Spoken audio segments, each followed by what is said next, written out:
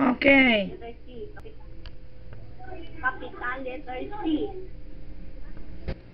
E.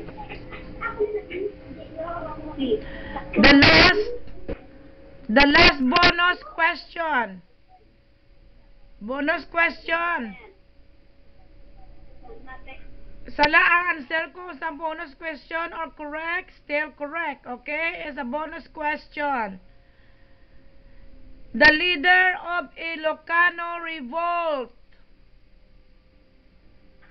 Si Diego Blanc.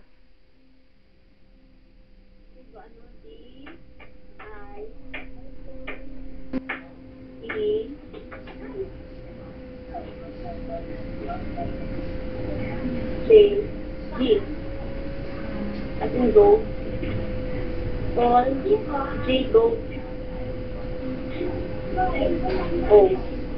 Diego ano? Diego.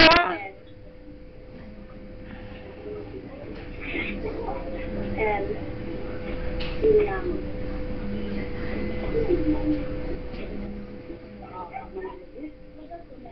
Ka mga gwapo pa sa ilang daan na oh. Okay. Okay, grade 1 and grade 2. Prepare now, okay, they are done. We're gonna start correcting the papers. Okay, go back to your seats. And get ready. Go back to your seats and get ready. We're gonna start correcting our test.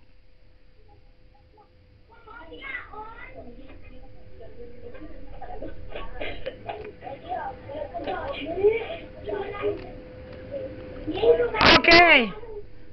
I told you speak English. Speak English. I want you guys speak English in my class. Okay. Are you guys ready for the answer? Okay, we're gonna start now. Okay, number 1.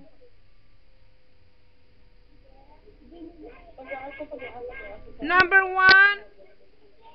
Who is our national hero? Everybody answer it. Okay. Make a correct. Correct your paper. Who is our national hero again?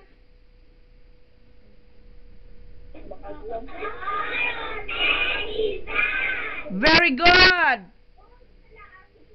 Okay, ano ga? What if be, ma'am, kung sala ang spelling wrong? Sige lang eh, kung lang considered lang. Consider the spelling, but you have to make it right. Okay na ako na, basta Dr. Rochelle Sala. Either ano the spelling. Yeah. Sige lang, masama sa ulo lang nila. Basta Dr. Rochelle. Okay, number 2. The father of the Katipunan is blank. Very good.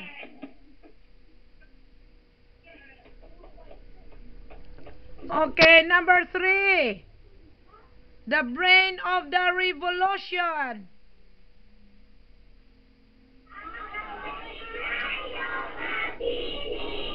Very good.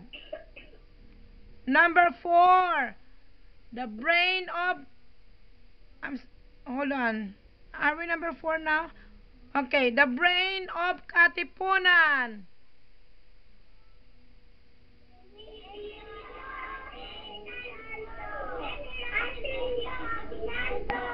No.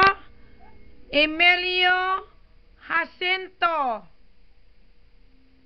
The brain of Katipunan is Emilio Jacinto. Okay, number 5.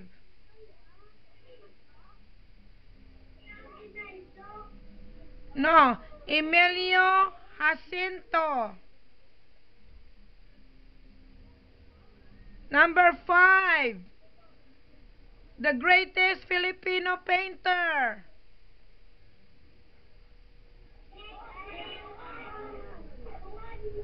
Juan Luna. Okay. Number 6. Who killed Magellan? Wow! Number 7. The composer of our national anthem.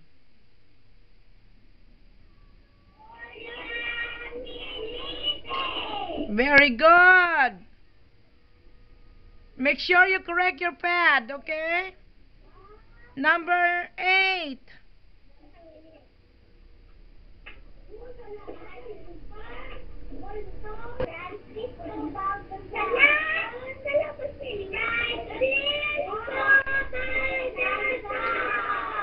Number 8 is Friends of Tagalog Poet.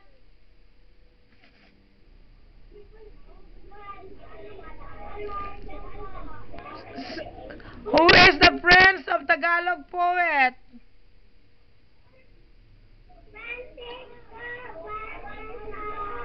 Okay, correct. Number 9. Mother of Biyak na Bato.